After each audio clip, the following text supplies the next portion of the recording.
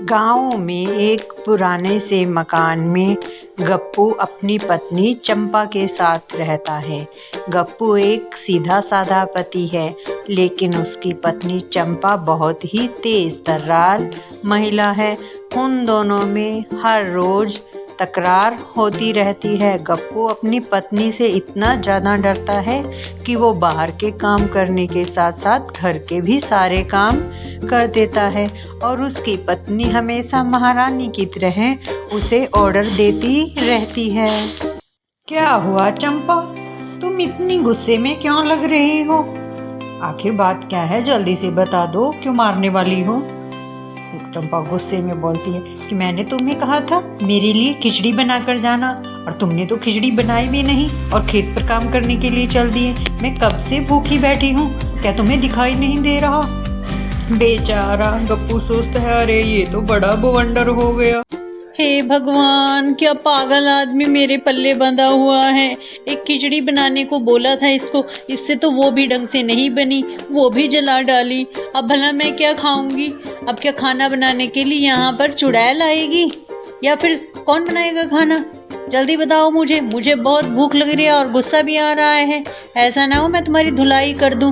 अरे माफ़ी दे दो डार्लिंग, बस अभी चुड़ैल को बुलाने वाला आइडिया ठीक। वैसे भी इस घर में तो पहले से ही एक चुड़ैल रहती है, तुम्हारे होते हुए दूसरी चुड़ैल कैसे आ सकती है?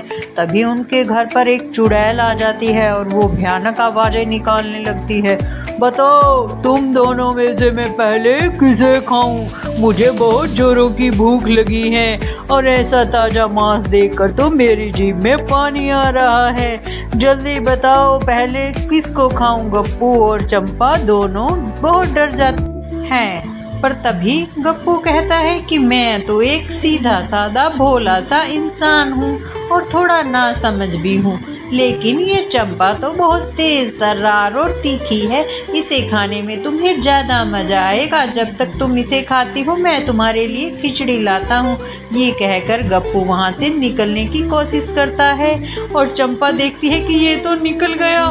मुझे लगता है ये मुझे पागल बना रहा है। भूत वूत चुड़ैल चुड़ैल कुछ नहीं होते, मुझे तो यहाँ कोई चुड़ैल दिखाई नहीं दे रही। खाना बनाने के इसके बहाने दिन पर दिन बढ़ते जा रहे हैं। अभी इसको सबक सिखाती हूँ। अरे चुड़ैल कहाँ हो तुम? ज़रा मेरे सामने तो आओ, अब मैं तुम्हें देखती हूँ। तभी चुड़ैल उसके सामने आ जाती है और बड़ा सा आकार लेती है और चंपा को बिल्कुल छोटा सा बना देती है और उसे हवा में तिरछा लटका देती है। चंपा कहती है कि माफ़ करना, मुझे लगा था यहाँ पर कोई चुड़ैल नहीं है, लेकिन तुम तो सच में चुड़ैल हो। मुझे दोबारा अच्छे से ठीक कर दो, मैं तुमसे हाथ जोड़कर माफ़ी मांगती हूँ। तुम्हारे लिए अभी खाना लेकर आऊँगी।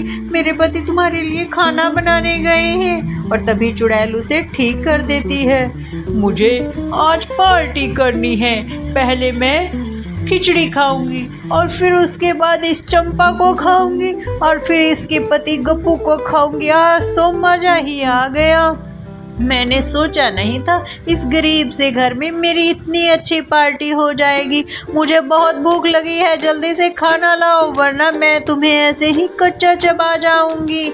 और अगर मुझे तुम्हारा खाना पसंद आ गया ना, फिर मैं हर रोज़ तुम्हारे घर ऐसे ही खाना खाने आऊंगी। और गप्पू और चंपा डरते हुए उसे खाना बनाकर दे देते हैं। अरे हर रोज़ हम इससे बचने के लिए क्या करें? हमें कुछ ना कुछ प्लान करना होगा, वरना ये चुड़ैल तो हर रोज़ हमारे घर पर आएगी और हमें तो घर छोड़कर जाना पड़ेगा। हमारे पास तो कोई दूसरा घर भी नहीं है। अब क्या करें? तभी वो चुड़ैल के साथ दोस्ती कर लेती है।